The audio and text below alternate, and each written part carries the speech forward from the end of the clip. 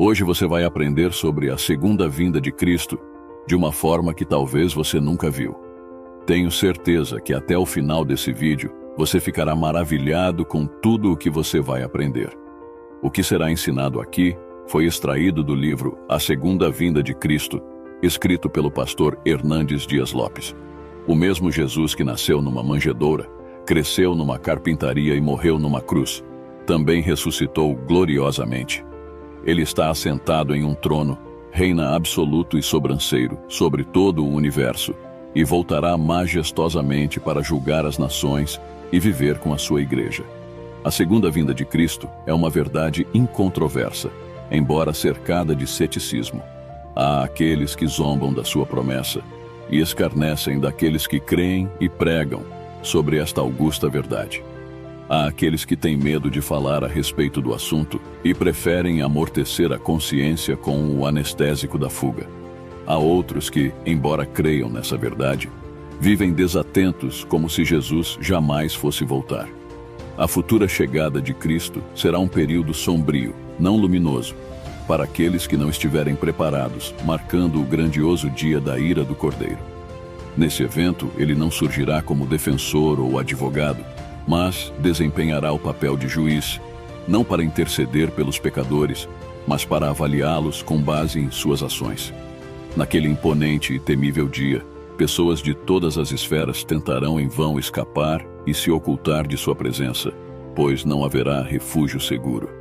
Mesmo desejando a morte, ela se esquivará deles, e todos terão que se apresentar diante daquele cujos olhos fulguram como chamas de fogo. A segunda vinda de Cristo será uma ocasião de alegria indescritível para os redimidos, marcando o dia da recompensa. Os mortos em Cristo ressuscitarão para a vida eterna, com corpos imortais, incorruptíveis, gloriosos, poderosos e espirituais. Ao mesmo tempo, os vivos serão transformados e arrebatados para encontrar o Senhor Jesus nos ares, permanecendo com ele eternamente. Este evento culminará no juízo final, onde todos serão convocados perante o juiz dos vivos e dos mortos, assentado em seu trono para julgar as nações. Os indivíduos serão julgados conforme o que estiver registrado nos livros, considerando suas palavras, obras, omissões e pensamentos. É importante destacar que ninguém será justificado por suas obras neste tribunal. Diante disso, um segundo livro será aberto, o livro da vida. Aqueles que não forem encontrados registrados no livro da vida do Cordeiro serão lançados no lago de fogo. Em contraste, os redimidos pelo sangue do Cordeiro, cujos nomes estão inscritos no livro da vida, herdarão o reino e desfrutarão das bênçãos celestiais preparadas para eles desde a fundação do mundo. A segunda vinda de Cristo marca o desfecho da história e encerra a oportunidade para os seres humanos. Não haverá uma segunda convocação, nem novas oportunidades após a chegada do noivo. A porta será fechada, e aqueles que não possuírem azeite em suas lâmpadas e não estiverem revestidos com as vestimentas da justiça de Cristo, não terão acesso à sala do banquete. É crucial estarmos atentos aos sinais que antecedem a segunda vinda de Cristo, não podendo negligenciar as profecias. A insensatez de cerrar os olhos ao que ocorre ao nosso redor é imperdoável. As profecias estão se cumprindo, e em breve o Rei da Glória se manifestará. A trombeta de Deus logo ressoará, anunciando a chegada do Senhor dos Senhores nas nuvens, acompanhado pelos santos e uma hoste de anjos. Naquele dia, o anticristo será aniquilado pelo sopro da boca de Cristo, e todos os seus inimigos serão subjugados. A grande meretriz, representando a Babilônia perversa, que se embriagou com o sangue dos mártires, será derrotada. Nessa ocasião, o anticristo, o falso profeta, o dragão, a morte e o inferno, juntamente com todos aqueles cujos nomes não constam no livro da vida, serão lançados no lago de fogo. É imperativo nos prepararmos para esse glorioso dia, pois a segunda vinda de Cristo ocorrerá como ladrão na noite, pegando muitos de surpresa. A humanidade viverá inadvertidamente, semelhante à geração destruída pelo dilúvio e as cidades de Sodoma e Gomorra, que foram eliminadas pelo juízo divino. Agora é o momento de nos prepararmos. Agora é o tempo oportuno de buscarmos a Deus e nos rendermos ao seu Filho. Hoje é o dia da salvação. Hoje é a oportunidade para nos reconciliarmos com Deus. Devemos amar e apressar a vinda do dia do Senhor. Precisamos saber que o Evangelho do Reino precisa ser pregado a todas as nações antes que venha o fim. Precisamos, como agentes do Reino, viver preparados a todo instante, conclamando os homens a se arrependerem e a se reconciliarem com Deus enquanto é tempo. Nossa oração deve ser a mesma dos apóstolos de Cristo. Maranata, ora vem, Senhor Jesus. Existem aproximadamente 300 referências à primeira vinda de Cristo nas Escrituras, e 8 vezes mais sobre a segunda vinda, totalizando mais de 2.400 referências sobre o retorno de Cristo em toda a Bíblia. Este tema, apesar de sua importância, é frequentemente distorcido e desacreditado. Muitos falsos mestres negam a volta de Jesus, enquanto outros tentam enganar marcando datas específicas. Além disso, há aqueles que professam crer na segunda vinda de Cristo, mas vivem como se ele jamais retornasse. Neste vídeo vamos abordar essa questão crucial, começando com os sinais gerais da segunda vinda de Cristo. Primeiramente, os indicadores que evidenciam a graça. A morte de Jesus teve como propósito resgatar indivíduos de todas as tribos, raças, povos, línguas e nações. A evangelização global é um sinal que precederá a segunda vinda de Cristo, e a Igreja deve aguardar e contribuir para a chegada desse dia. Importante destacar que não há uma promessa universal de oportunidade de salvação para cada indivíduo. Jesus refere-se às nações do mundo, indicando que, ao longo da história, cada uma delas, em algum momento, terá a oportunidade de ouvir o Evangelho. Este testemunho não implica uma garantia de segunda chance. A narrativa missionária revela que o Evangelho tem se propagado do Oriente ao Ocidente. Atualmente, os meios de comunicação desempenham um papel significativo no cumprimento dessa profecia. Bíblias foram traduzidas para milhares de línguas e dialetos, sendo distribuídas em milhões de cópias. O surgimento de missionários também contribui para esse movimento evangelístico. Jesus disse que, antes que ele voltasse, o povo passaria por uma grande tribulação. Vejamos. Então vos hão de entregar para serdes atormentados e matar-vos-ão, e sereis odiados de todas as nações por causa do meu nome. Nesse tempo, muitos serão escandalizados, e trair-se-ão uns aos outros, e uns aos outros se odiarão.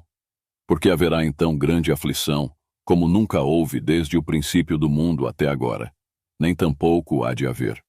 E, se aqueles dias não fossem abreviados, nenhuma carne se salvaria. Mas por causa dos escolhidos, serão abreviados aqueles dias. A tribulação precederá a vinda de Cristo, marcando um período de profunda angústia e sofrimento. Esse tempo é exemplificado pelo cerco de Jerusalém, quando os judeus foram cercados pelos exércitos romanos e mortos pela espada. No entanto, por amor aos eleitos, esse período será abreviado. A Igreja passará por essa grande tribulação, conhecida como o tempo da angústia de Jacó. A perseguição religiosa tem sido uma realidade ao longo da história, com exemplos como os judaizantes, os romanos, a intolerância religiosa, governos totalitários, o nazismo, o comunismo e o islamismo, além de grupos religiosos extremistas. O século XX testemunhou o maior número de mártires da história. Essa grande tribulação abrange diversos eventos, incluindo a apostasia, a manifestação do homem da iniquidade e o breve tempo de Satanás. Jesus também falou sobre a apostasia que será evidente antes da sua vinda. Vejamos. Então, se alguém vos disser, eis que o Cristo está aqui, ou ali, não lhe deis crédito, porque surgirão falsos cristos e falsos profetas, e farão tão grandes sinais e prodígios que, se possível fora, enganariam até os escolhidos. A apostasia descrita em Mateus é um sinal significativo apontado por Cristo para sua segunda vinda, marcado pelo surgimento de falsos messias, profetas, cristãos, ministros e irmãos, promovendo um evangelho falso nos últimos dias. Cristo alertou que um falso cristianismo caracterizaria esse período. Observamos um ressurgimento do antigo gnosticismo e o surgimento de novos e falsos evangelhos nos dias de hoje. A segunda vinda será precedida pelo abandono da fé genuína, com um aumento do engano religioso. Novas seitas, igrejas e doutrinas falsas se multiplicarão, acompanhadas por falsos profetas, falsos cristos e falsos milagres. Estamos testemunhando uma explosão da falsa religião, com o islamismo e o catolicismo romano reunindo bilhões de seguidores, juntamente com o crescimento do espiritismo kardecista e dos cultos afros. As grandes religiões orientais, como o budismo e o hinduísmo, mantêm milhões em cegueira espiritual.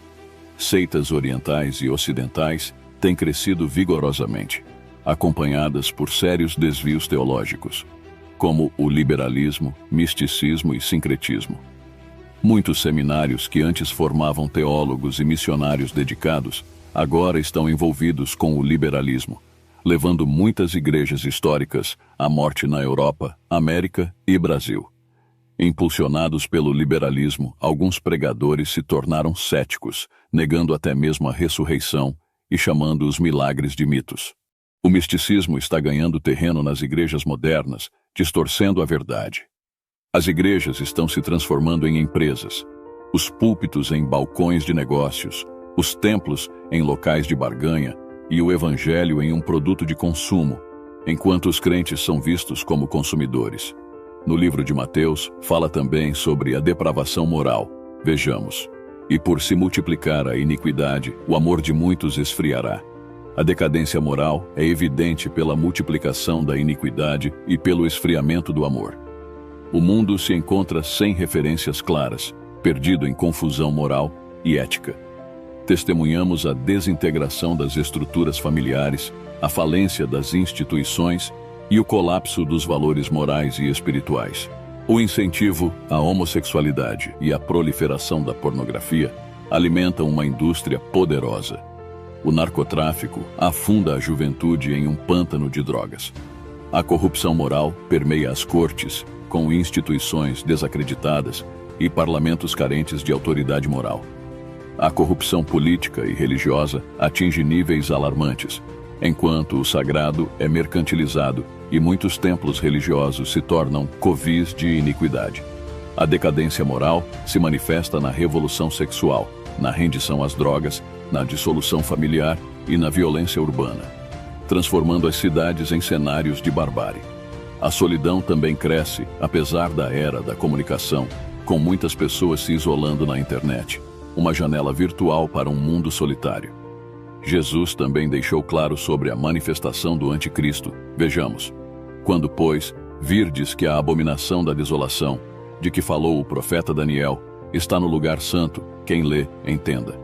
O anticristo, descrito como o desolador sacrílego em Daniel, inicialmente remete a Antíoco Epifânio, no século II a.C., e posteriormente às legiões romanas que invadiram Jerusalém no ano 70 d.C., erguendo uma imagem do imperador dentro do templo. Estes eventos são vistos como prenúncios do anticristo que surgirá no fim dos tempos. O espírito do anticristo já está em ação no mundo, opondo-se a tudo que é divino e pronto para perseguir a igreja. Seu poder e autoridade serão avassaladores, resultando na perseguição, controle e morte de muitos fiéis, que selarão seu testemunho com o próprio sangue. O anticristo não se limita a ser um partido político, instituição ou religião. Ele é um indivíduo sem escrúpulos, uma manifestação de Satanás, atuando com a força e o poder do maligno. Ele surgirá em tempos de apostasia, governará com tirania e perseguirá cruelmente os santos de Deus, blasfemando contra o divino. No entanto, no auge de sua influência, Cristo retornará em glória e o aniquilará com o sopro de sua boca, em uma batalha final conhecida como Armagedon, onde a única arma utilizada será a afiada espada que procede da boca do Senhor Jesus. Jesus também falou sobre guerras e terremotos. Vejamos: porquanto se levantará nação contra nação e reino contra reino, e haverá fomes e pestes e terremotos em vários lugares. O mundo está encharcado de sangue. Houve mais tempo de guerra do que de paz. Atualmente falamos em armas atômicas, nucleares, químicas e biológicas. O mundo está em pé de guerra. Temos visto irmãos lutando contra irmãos e uma tribo lutando contra outra tribo na Albânia, Ruanda, Bósnia, Kosovo, Chechênia, Sudão e Oriente Médio. São guerras tribais na África, guerras étnicas na Ásia, guerras religiosas na Europa. Em cada guerra, erguemos um monumento de paz para começar outra encarniçada batalha. Apenas no século XX, testemunhamos mais terremotos do que em todo o restante da história registrada. A Terra parece gemer em agonia, enquanto experimenta convulsões cada vez mais frequentes. O fenômeno do aquecimento global está resultando no derretimento das calotas polares, o que pode causar grandes inundações em algumas regiões e secas em outras. O livro do Apocalipse, capítulo 6, nos fala sobre a agitação de todas as estruturas do universo. Um colapso cósmico se avizinha, onde tudo o que é sólido será abalado. Não haverá abrigo seguro, nenhum lugar onde o homem possa se esconder da manifestação da ira divina. Mesmo em sua angústia, o homem não encontrará escape, buscando refúgio em cavernas e ansiando pela própria morte.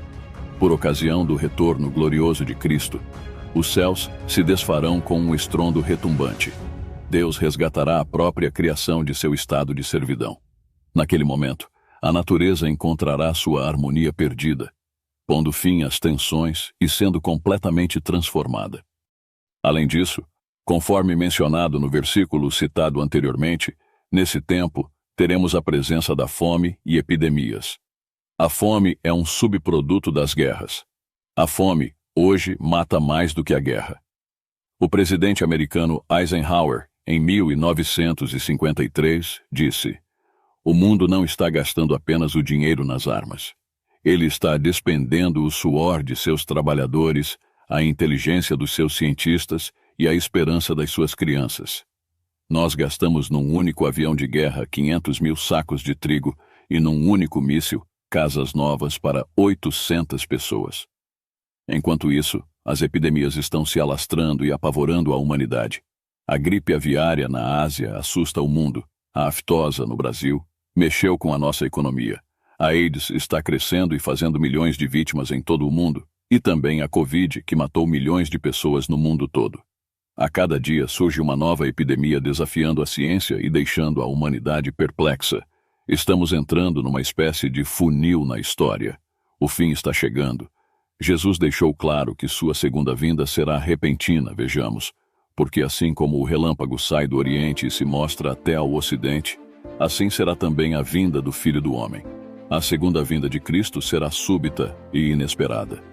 Sua aparição será como um relâmpago, um piscar de olhos, ou o repentino movimento da cauda de um peixe. Não haverá oportunidade de preparação de última hora. Quando o noivo chegar, será tarde demais para abastecer as lâmpadas com azeite. Viver descuidadamente é imprudente. A segunda vinda de Cristo pegará as pessoas de surpresa. Este dia não será previsível. As pessoas estarão ocupadas com suas atividades diárias, casando-se, comprando e vendendo, sem considerar Deus em suas vidas. A segunda vinda de Cristo será gloriosa. Sua reaparição será pessoal, física, visível, audível e pública. O mesmo Jesus que ascendeu aos céus voltará da mesma maneira. Sua chegada será pessoal e perceptível, visível a todos. Ele será visto por todos os olhos, acompanhado pelo som da trombeta de Deus. Não haverá um arrebatamento secreto seguido por uma aparição visível. Sua vinda será única. Jesus surgirá nos céus, montado em um cavalo branco, rodeado por uma comitiva celestial. Ele descerá dos céus ao som da trombeta de Deus, envolto em nuvens, acompanhado por seus santos anjos e pelos redimidos. Sua chegada será marcada por grande esplendor e majestade. Aqueles que o rejeitaram lamentarão profundamente. Para eles, será um dia de trevas e não de luz, um dia de juízo, onde enfrentarão a penalidade da destruição eterna. Os poderosos da terra, conscientes de sua condição perdida, se desesperarão, golpeando seus peitos em terror, diante da magnificência de Cristo em toda a sua glória. O terror dos ímpios é vividamente descrito em Apocalipse 6. Jesus também disse que sua segunda vinda será vitoriosa. Vejamos. Em verdade vos digo que não passará esta geração sem que todas estas coisas aconteçam. O céu e a terra passarão, mas as minhas palavras não hão de passar. Será uma vitória. Jesus virá para reunir sua igreja. Os anjos serão enviados para coletar os escolhidos dos 4 cantos do mundo, de um extremo ao outro dos céus. Os eleitos de Deus serão convocados. A Bíblia afirma que, quando Cristo retornar, os mortos em Cristo ressuscitarão primeiro, dotados de corpos incorruptíveis, imortais, poderosos, gloriosos, espirituais e celestiais, semelhantes ao corpo glorioso de Cristo. Aqueles que estiverem vivos serão transformados e arrebatados para encontrar o Senhor nos ares, e assim estaremos com Ele para sempre. Esse será um dia de triunfo. Nossas tristezas serão consoladas. Seremos convidados para as núpcias do Cordeiro. Então ouviremos as palavras: Vinde, benditos de meu Pai. Entrai na posse do reino que vos está preparado desde a fundação do mundo. Jesus também virá para julgar aqueles que o crucificaram. Ele julgará vivos e mortos. Aqueles que escaparam da justiça humana não poderão fugir do tribunal de Cristo. Naquele dia, o dinheiro não terá valor. Naquele dia, o poder político não será útil. Eles terão que enfrentar o Cordeiro que rejeitaram. No tribunal, os ímpios terão testemunhas que testificarão contra eles. Suas palavras os condenarão. Suas obras os condenarão. Seus pensamentos os condenarão. Seus pecados ocultos selarão sua sentença de morte eterna. Tudo isso acontecerá, e não adiantará dizer que não foram avisados, pois Jesus deixou avisos claros. Vejamos. Aprendei, pois, esta parábola da figueira. Quando já os seus ramos se tornam tenros e brotam folhas, sabeis que está próximo o verão. Igualmente, quando virdes todas estas coisas, sabei que ele está próximo, às portas. Quando esses eventos começarem a se desenrolar, devemos reconhecer que nossa redenção está próxima. A figueira já está brotando, os sinais estão se manifestando claramente. O livro de Apocalipse nos ensina que Deus não executa seu juízo sem primeiro soar a trombeta. Os sinais da segunda vinda são como trombetas divinas, anunciando a aproximação do Senhor. Essas trombetas estão nos alertando de sua chegada iminente. Ele prometeu que voltaria, e sua promessa é certa. Eis que venho sem demora, ele afirmou. A Bíblia afirma que Jesus virá em breve. Os sinais de sua vinda, como nos lembra o hino glorioso, estão se tornando mais evidentes a cada dia, indicando que sua vinda está próxima. A palavra de Deus é infalível. Céu e terra podem passar, mas a palavra de Deus permanecerá para sempre. Essa palavra é digna de nossa total confiança. Portanto, meu irmão, prepare-se para encontrar-se com o Senhor teu Deus. Jesus também disse que sua segunda vinda será imprevisível. Vejamos. Mas daquele dia e hora ninguém sabe, nem os anjos do céu, mas unicamente meu Pai. Ninguém pode determinar o dia exato. Isso está inteiramente nas mãos soberanas de Deus. Quando os discípulos perguntaram a Jesus sobre o momento desse evento, ele respondeu: Não vos compete saber os tempos ou as épocas que o Pai reservou para sua exclusiva autoridade. Nem os anjos, nem o Filho conhecem aquele dia. Aqueles que tentaram prever datas falharam. Aqueles que se aproximam das profecias com curiosidade leviana, estudando os mapas escatológicos, estão cometendo um sério equívoco. Se não conhecemos o dia nem a hora, seria insensato vivermos despreocupados. Jesus também disse que sua segunda vinda será inesperada, vejamos. E como foi nos dias de Noé, assim será também a vinda do Filho do Homem. Porquanto, assim como, nos dias anteriores ao dilúvio, comiam, bebiam, casavam e davam-se em casamento, até ao dia em que Noé entrou na arca, e não o perceberam, até que veio o dilúvio, e os levou a todos, assim será também a vinda do Filho do Homem. Quando Jesus retornar, as pessoas estarão despreocupadas, assim como a geração do dilúvio. Estarão imersas em seus próprios interesses, sem perceber a iminência desse momento. Comer, beber, casar e formar família não são atividades intrinsecamente más. Fazem parte da vida cotidiana. No entanto, viver sem reconhecer a iminência da volta de Jesus é agir como a geração diluviana, que foi pega de surpresa pela inundação. Muitos hoje estão ocupados com suas atividades diárias, como comprar, vender, casar e formar família. Continuarão nessa vida de despreocupação até o dia em que Jesus voltar. Então, será tarde demais. Não há nada de intrinsecamente errado nessas atividades. No entanto, Quando as pessoas se envolvem tanto nelas a ponto de se esquecerem de Deus, estão, nesse caso, se preparando para o juízo. Jesus também disse que sua segunda vinda será para o juízo. Vejamos.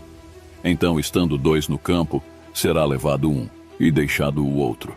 Estando duas moendo no moinho, será levada uma e deixada a outra. Naquele momento será tarde demais para qualquer preparação. Haverá apenas dois destinos: aqueles que desfrutarão das bem-aventuranças eternas e os que enfrentarão o julgamento. Como descrito nas Escrituras, dois estarão juntos no campo. Um será levado, o outro deixado. Dois estarão moendo no moinho.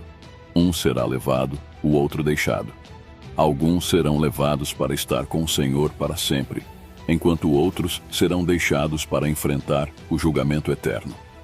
A segunda vinda de Cristo marca o fim de todas as oportunidades.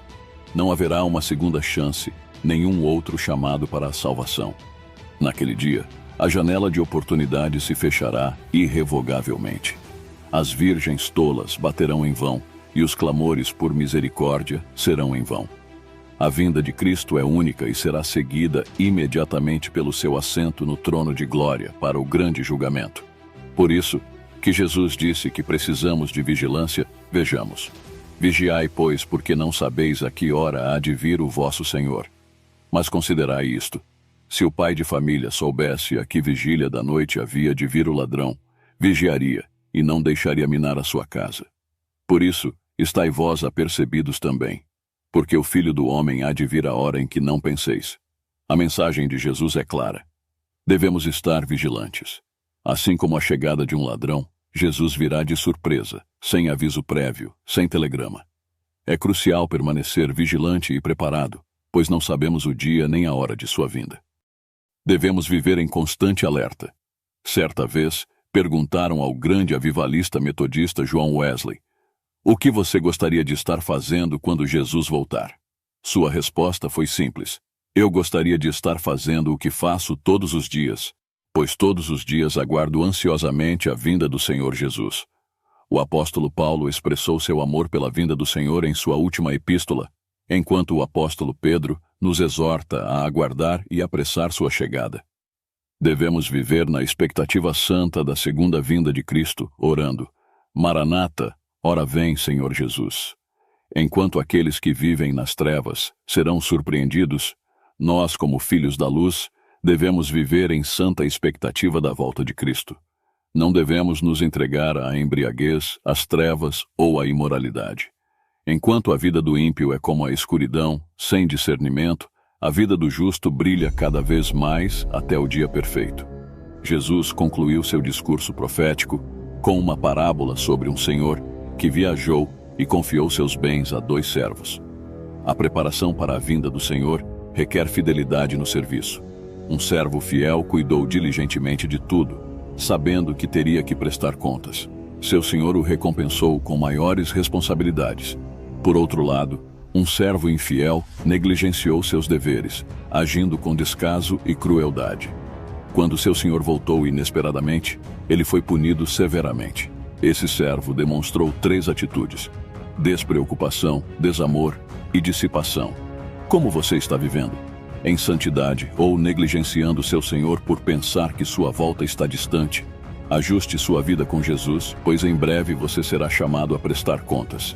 Viva hoje como se ele fosse voltar amanhã. O dia final está se aproximando. O apóstolo Paulo, quando escreve sua carta aos irmãos de Tessalonicenses, ele diz sobre 2 coisas importantes que vão acontecer antes da segunda vinda de Jesus Cristo. Primeiro, ele diz que haverá apostasia. Vejamos. Ora, irmãos, rogamo-vos, pela vinda de nosso Senhor Jesus Cristo e pela nossa reunião com ele, que não vos movais facilmente do vosso entendimento, nem vos perturbeis, quer por espírito, quer por palavra, quer por epístola, como de nós, como se o dia de Cristo estivesse já perto. Ninguém de maneira alguma vos engane, porque não será assim sem que antes venha a apostasia e se manifeste o homem do pecado, o filho da perdição. A palavra grega apostasia denota uma queda, uma rebelião, um desvio. Refere-se a uma apostasia final que ocorrerá imediatamente antes da vinda de Jesus Cristo. Essa apostasia será uma intensificação e culminação de uma rebelião que já está em curso, visto que o mistério da iniquidade já está operando no mundo. O fato de que o dia do Senhor será precedido pela apostasia também foi claramente predito pelo Senhor em seu sermão profético escrito em Mateus. Veja que Paulo também faz menção sobre o surgimento do homem da iniquidade, ou seja, o anticristo. O movimento de apostasia alcançará seu ápice quando seu líder supremo, o arquioponente de Deus, o homem da iniquidade, for revelado. Esse homem da iniquidade, também conhecido como o filho da perdição e o iníquo, é uma referência paulina ao anticristo. Assim como Jesus terá sua revelação, o anticristo também terá sua manifestação. Isso ressalta o caráter sobre-humano da pessoa mencionada, pois a coloca como contraparte da revelação do próprio Senhor Jesus Cristo. O texto em questão concentra sua atenção na pessoa, na atividade e na derrota do anticristo. Na sua segunda vinda, Cristo colocará todos os seus inimigos debaixo dos seus pés e triunfará sobre todos eles. Vejamos. Porque convém que reine até que haja posto a todos os inimigos debaixo de seus pés. Jesus está preparando um lugar para nós. Quando ele retornar, ele nos levará para a casa do Pai. Enquanto peregrinos neste mundo, sabemos que nossa morada permanente não é aqui. Nossa verdadeira pátria não está nesta terra, mas sim no céu. Além disso, a ideia de ser arrebatado do perigo também é retratada nas Escrituras. Por exemplo, Paulo foi arrebatado da multidão de judeus que buscavam tirar-lhe a vida. Embora o mundo esteja preparado para enfrentar o juízo divino e sofrer a ira de Deus em seu justo julgamento, nós, como crentes, não estamos destinados à condenação. Pelo contrário, estamos destinados a viver em comunhão eterna com o Senhor, desfrutando sua presença para todo o sempre. Os salvos serão arrebatados para desfrutarem da eternidade na presença do Senhor. A eternidade não se resume apenas a uma duração infinita de tempo, mas é também a mais sublime qualidade de vida. Ela representa a união eterna dos salvos com o Senhor, uma comunhão íntima e eterna com Deus e seu Filho. A palavra grega apântesis, que significa reunião ou encontro, possui um significado técnico no contexto helenístico, referindo-se à recepção cerimonial de dignitários em uma cidade. Essa reunião implica um encontro formal, onde os cidadãos saem ao encontro do visitante importante e o acompanham de volta à cidade. Esse encontro simboliza a recepção de alguém da realeza ou de grande importância. Como será esse encontro com o Senhor? Primeiramente, será a celebração exuberante das bodas do Cordeiro. A eternidade não será uma sucessão monótona e infinita de tempo, mas uma festa sem fim, semelhante a um dia eterno de celebração das bodas do Cordeiro. O encontro será glorioso. Enquanto será um dia de trevas para os inimigos do Cordeiro, será um dia de glória para a Igreja. Os remidos, com corpos resplandecentes como o sol, reinarão com Cristo por toda a eternidade, livres de dor, lágrimas e luto. O desejo de Cristo de compartilhar sua glória será plenamente realizado, trazendo consolação diante das tribulações atuais. Por fim, esse encontro será eterno. Paulo enfatiza que estaremos para sempre com o Senhor. O propósito da redenção não é apenas nos livrar da condenação, mas também nos conduzir à comunhão eterna com Cristo. Não haverá despedidas nem adeus nesse encontro, pois será um vínculo indissolúvel e eterno com o Senhor. João, em Apocalipse 19, testemunha Jesus surgindo triunfalmente dos céus, onde as portas celestiais se abrem não para ele entrar, mas para que Jesus e seu exército saiam. Este é o prenúncio da última cena da história, onde Jesus se prepara para a batalha derradeira contra as forças das trevas durante o tempo da grande tribulação. Enquanto Satanás desfere seus últimos ataques e o anticristo, junto ao falso profeta, seduzem o mundo e perseguem a Igreja, Jesus se revela como o supremo conquistador, emergindo repentinamente em majestade e glória. Jesus, descrito o noivo, é visto em Apocalipse como o Rei dos Reis. O noivo é caracterizado pela sua fidelidade e veracidade, em contraposição ao anticristo, que é enganador e falso. Ele é também aquele que tudo sonda. Seus olhos flamejantes de fogo não deixarão nada oculto, julgando palavras, obras e segredos do coração. Mesmo aqueles que escaparam do julgamento humano não evitarão a justiça divina. O noivo é o supremo vencedor, com muitas coroas adornando sua cabeça, simbolizando sua vitória incontestável e sua posição como conquistador. Seu ser é insondável, indicando que jamais compreenderemos completamente sua grandeza e mistério. O noivo, representado como o Rei dos Reis, é a própria palavra de Deus em ação. Ele é o juiz supremo que governa sobre toda a terra. Seu manto está manchado não com o sangue da cruz, mas com o sangue dos inimigos, vindo para julgar e subjugar aqueles que se opõem a ele. Ele é exaltado como o Rei dos Reis e o Senhor dos Senhores, diante de quem todo joelho deve se dobrar. Os exércitos do noivo acompanham sua gloriosa descida dos céus, vindos em glória para a batalha final. Jesus virá com seus anjos e os redimidos, montados em cavalos brancos e vestidos com vestes brancas, símbolos de sua vitória e justiça. A derrota dos inimigos pelo Rei dos Reis é descrita em toda a sua vinda. Enquanto os remidos são convidados para o banquete das bodas do Cordeiro, as aves de rapina são chamadas para se alimentar dos inimigos derrotados. Este contraste entre os dois banquetes simboliza a vitória completa de Cristo sobre todos os poderes terrenos. No Armagedon, a batalha final, Jesus triunfa sobre seus inimigos sem a necessidade de lutar, destruindo o anticristo com o sopro de sua boca. Aquele dia será de trevas para os inimigos de Deus, pois ninguém poderá escapar da ira do Cordeiro.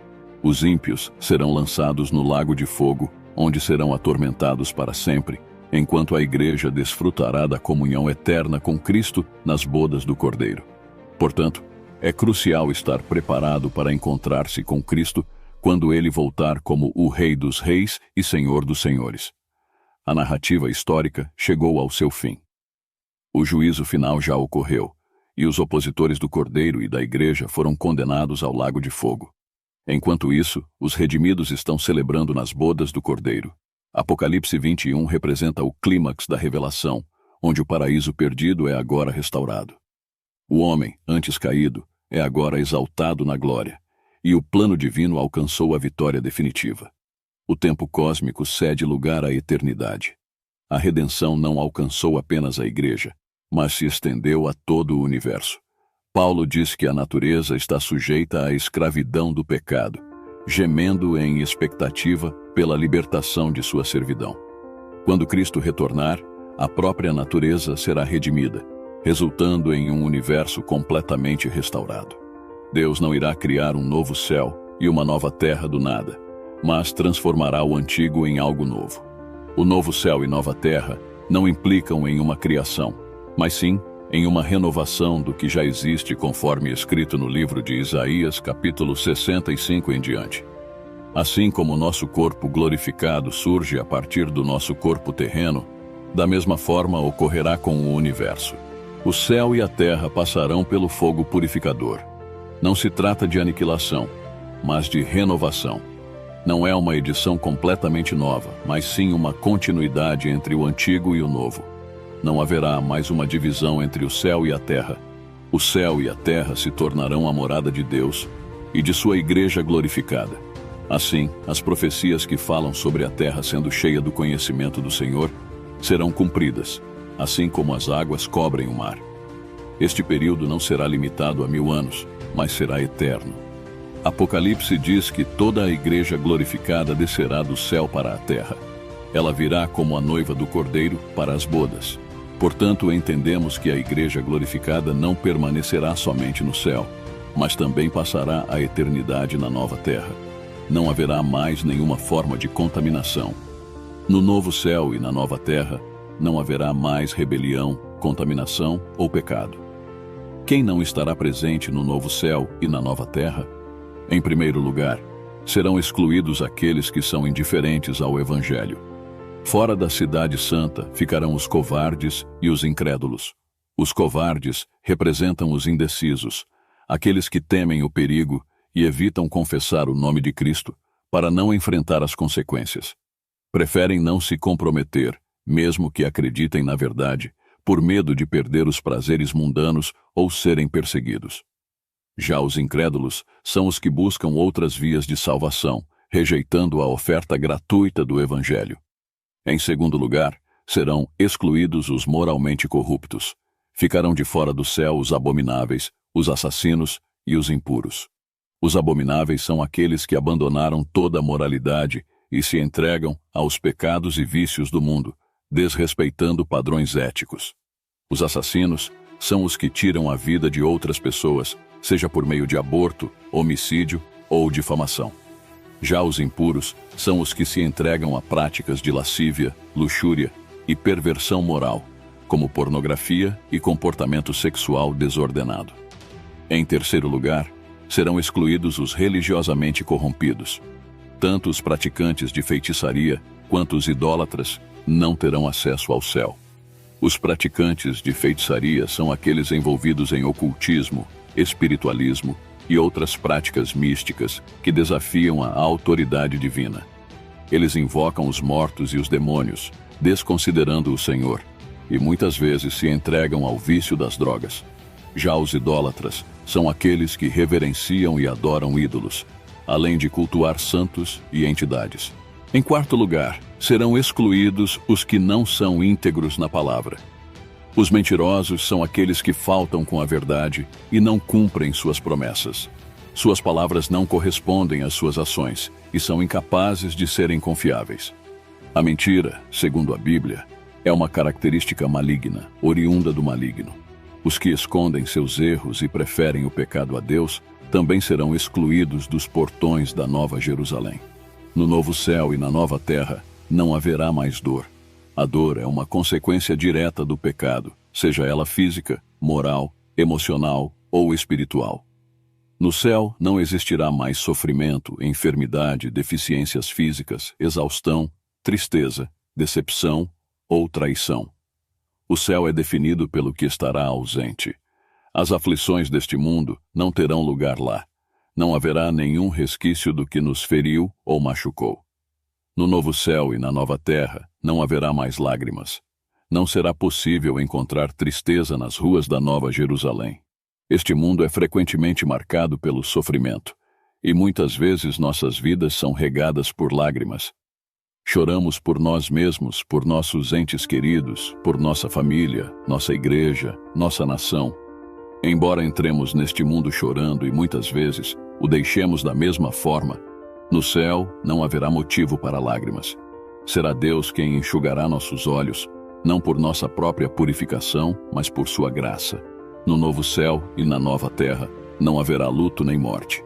A morte será completamente erradicada e nunca mais retornará.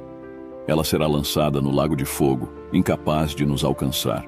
Seremos revestidos da imortalidade. No céu, não haverá rituais fúnebres, velórios, sepultamentos ou cemitérios. Não haverá despedidas, separações, acidentes ou hospitais. Enquanto no inferno, as vozes da vida são silenciadas, na Nova Jerusalém, as vozes da morte serão caladas. A presença da igreja, a noiva, no novo céu e na nova terra, é assegurada pela conclusão de toda a obra da redenção por parte de Deus. Tudo está feito. Esta expressão é usada por Cristo pela terceira vez, denotando a totalidade da realização divina. Tudo deriva de Deus. Não há colaboração aqui. Não cooperamos com Deus para nossa salvação. Ele fez tudo. Ele planejou, executou e aplicou a salvação. Deus é o princípio e o fim. De eternidade a eternidade, Ele está comprometido com nossa redenção.